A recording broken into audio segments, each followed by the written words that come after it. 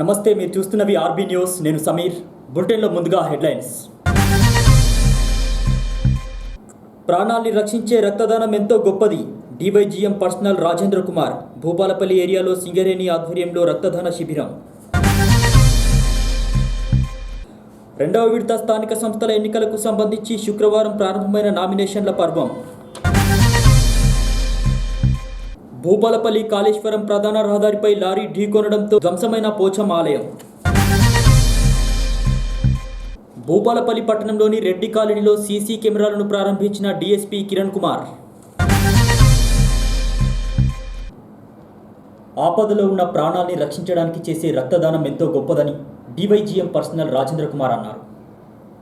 Indian red cross society సౌజన్యంతో భూపాలపల్లి సింగరేణి ఆధ్వర్యంలో పట్టణంలోని మినీ ఫంక్షన్లలో రక్తదాన శిబిరాన్ని ఏర్పాటు చేయగా డివైజీఎం పర్సనల్ రాజేంద్ర కుమార్ ముఖ్య అతిథిగా విచ్చేసి రక్తదాన శిబిరాన్ని ప్రారంభించారు. కాగా సింగరేణి ఉద్యోగులు, అదేవిధంగా పరిసర ప్రాంతాల ప్రజలు, సింగరేణి కుటుంబ సభ్యులు, యువకులు రక్తదానం చేశారు. సింగరేణి సంస్థ భూపాలపల్లి ఏరియా ఆధ్వర్యంలో Indian red cross society Warangal వారి సౌజన్యంతో సింగరేణి కమ్యూనిటీ హాల్లో రక్తదాన శిబిరాన్ని నిర్వహించుకుంటున్నాం. కార్మిక సంఘాలు, ఉద్యోగుల కుటుంబాల, అలాగే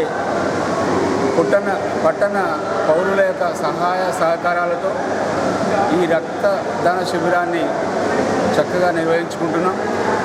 రక్తదానం అనేది ప్రాణదానంతో సమానమైన విషయం అందరికీ తెలుసు. ₹1,00,00,000 ఇచ్చిన ఒక రక్తపు చుక్కను పొందలేని అవసరమైనటువంటి సందర్భాలలో ప్రమాదాలు జరిగినప్పుడు, అలాగే అనారోగ్యాల గురి అయినప్పుడు పౌరులకి రక్తం అవసరమైన సందర్భంలో మనం ఇచ్చినటువంటి రక్తం వాళ్ళ శరీరాల్లోకి వెళ్ళి వాళ్ళ ప్రాణాన్ని రక్షిస్తుందనే విషయం అందరూ గమనించి ఈ శిబిరాన్ని విజయవంతం చేస్తున్నందుకు వాళ్ళందరినీ కూడా అభినందిస్తున్నాను. ప్రతి ఆరోగ్యవంతమైనటువంటి వ్యక్తి సంవత్సరానికి 4 సార్లు రక్తదానం చేయొచ్చని డాక్టర్స్ సర్టిఫై చేసి చెప్తున్నారు.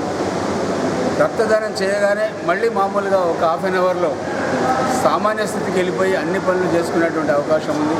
అలాగే రక్తదానం చేసినటువంటి వ్యక్తిలో ఉన్నటువంటి ఆనందం మనం ఇంకా ఏ విధంగా కూడా చెప్పలేము, ఏ భాష కూడా సరిపోదు, అంత తృప్తి ఉంటుంది. పక్క వాళ్లకు ప్రాణదానం చేసామనేటువంటి ఆనందం ఇంకా అంతకంటే ఏమున్నది ప్రపంచంలో. దేవుడు మనకి ఇచ్చినటువంటి వరం, మనకు ఆరోగ్యవంతమైనటువంటి శరీరం, ఆరోగ్యవంతమైనటువంటి రక్తం, అది తోటి వాళ్ళకు అవసరమైనప్పుడు దానం చేసి గొప్పతనాన్ని చాటుకొని మన మానవత్వాన్ని చాటుకోవాల్సిన అవసరం ఉందని అందరికీ తెలియజేస్తూ, అలాగే వాళ్ళు ఎవరైతే రక్తం దానం చేశారో వాళ్ళకి ఒక ఫెసిలిటీ ఉంది.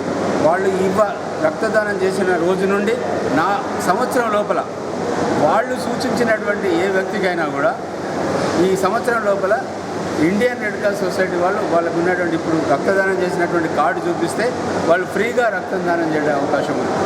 రెండవ విడత స్థానిక సంస్థల ఎన్నికలకు సంబంధించి శుక్రవారం నామినేషన్ల పర్వం మొదలైంది. స్థానిక సంస్థల ఎన్నికలకు సంబంధించి మొదటి విడతలో భూపాలపల్లి, రేగుండ, గణపురం మండలాల్లో ఎన్నికలు జరగనున్నాయి. దీనికి సంబంధించి నామినేషన్ల పర్వం గురువారంతో ముగిసింది. మొదటి విడత స్థానిక సంస్థల ఎన్నికలకు నామినేషన్ల పర్వం ముగియడంతో రెండవ విడత స్థానిక సంస్థల ఎన్నికలకు అధికారులు నామినేషన్లు స్వీకరిస్తున్నారు. కాటారం, మల్హర్, మహముత్తారం, మహదేవ్పూర్, అదేవిధంగా పలిమెల మండలాల్లో నామినేషన్ల సెంటర్లను ఏర్పాటు చేశారు. నేరాలను అదుపు చేయడానికి సీసీ కెమెరాలు ఎంతో దోహదపడతాయని డీఎస్పీ కిరణ్ కుమార్ అన్నారు. భూపాలపల్లి పట్టణంలోని రెడ్డి కాలనీలో కాలనీవాసులందరూ తమ స్వంత ఖర్చులతో నేరాలను అదుపు చేయడానికి, అదేవిధంగా నిఘా కోసం సీసీ కెమెరాలను ఏర్పాటు చేశారు. కాగా డీఎస్పీ కిరణ్ కుమార్ ముఖ్య అతిథిగా విచ్చేసి సీసీ కెమెరాలను ప్రారంభించారు. సొంత ఖర్చులతో కాలనీవాసులు సీసీ కెమెరాలను ఏర్పాటు చేసుకోవడం పట్ల డీఎస్పీ కిరణ్ కుమార్ అభినందించారు.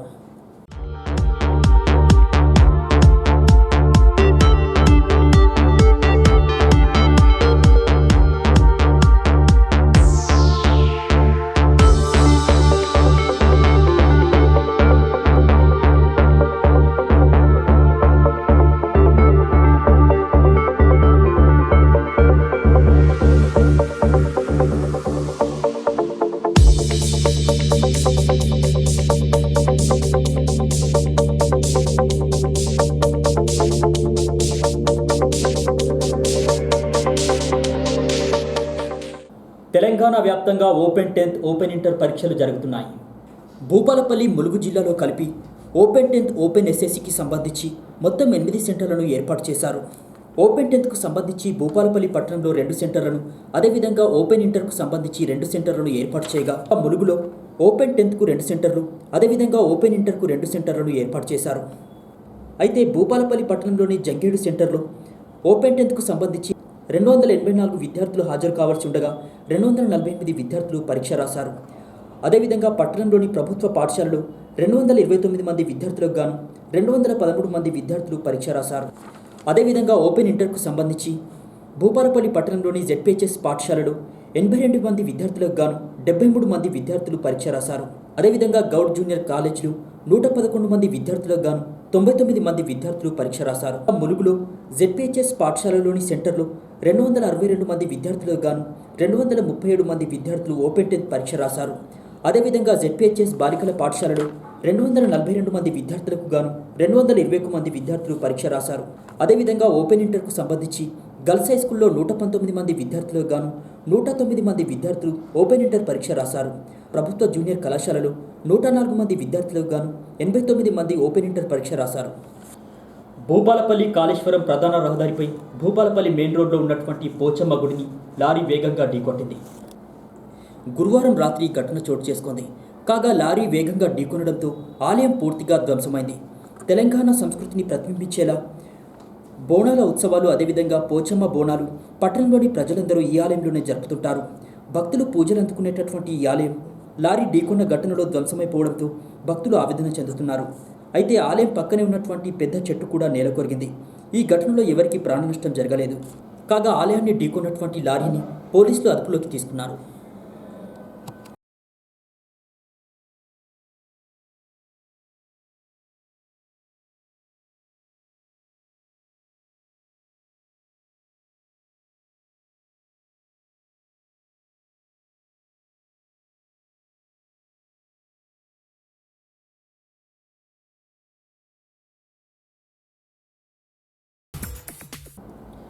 రేగొండ మండలంలోని కొడవటంచ శ్రీ లక్ష్మీ నరసింహస్వామి ఆలయంలో ఎమ్మెల్యే గండ్రా వెంకటరమణారెడ్డి దంపతులు ప్రత్యేక పూజలు చేశారు. షాయంపేట మండలం నుంచి జెడ్పీటీసీగా గండ్రా జ్యోతి నామినేషన్ వేస్తుండడంతో స్వామివారిని దర్శించుకొని ప్రత్యేక పూజలు చేశారు.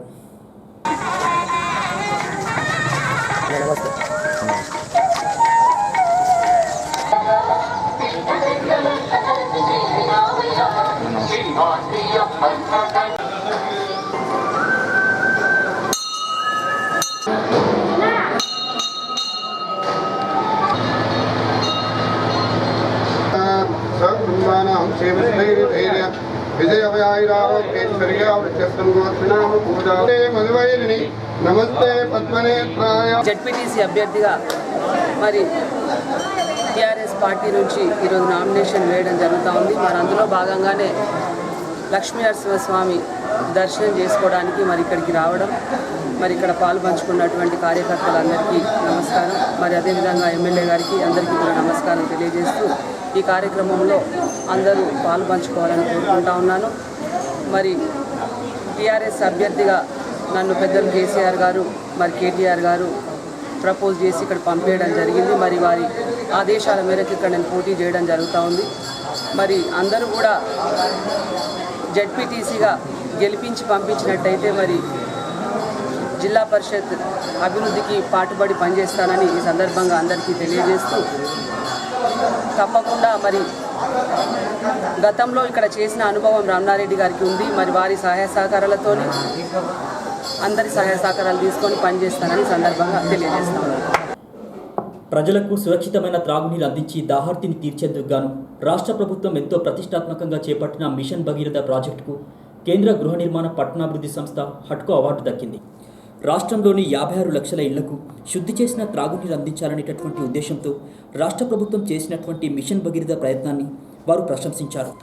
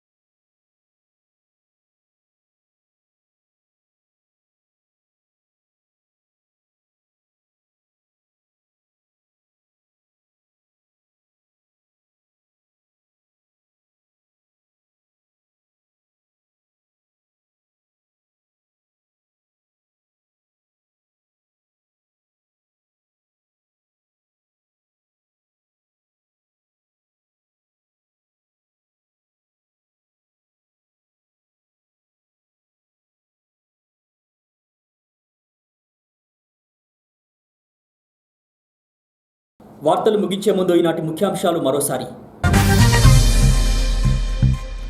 ప్రాణాల్ని రక్షించే రక్తదానం ఎంతో గొప్పది. DYGM personnel Rajendra Kumar. భూపాలపల్లి ఏరియాలో సింగరేణి ఆధ్వర్యంలో రక్తదాన శిబిరం. రెండవ విడత స్థానిక సంస్థల ఎన్నికలకు సంబంధించి శుక్రవారం ప్రారంభమైన నామినేషన్ల పర్వం. భూపాలపల్లి కాళేశ్వరం ప్రధాన రహదారిపై లారీ ఢీకొనడంతో ధ్వంసమైన పోచమ్మ ఆలయం. భూపాలపల్లి పట్టణంలోని రెడ్డి కాలనీలో సీసీ కెమెరాలను ప్రారంభించిన డీఎస్పీ కిరణ్ కుమార్. ఇవి నాటి వార్తా విశేషాలు. తిరిగి ప్రసారమై వార్తల్లో మళ్ళీ కలుసుకుందాం. చూస్తూనే ఉండండి ఆర్బీ న్యూస్.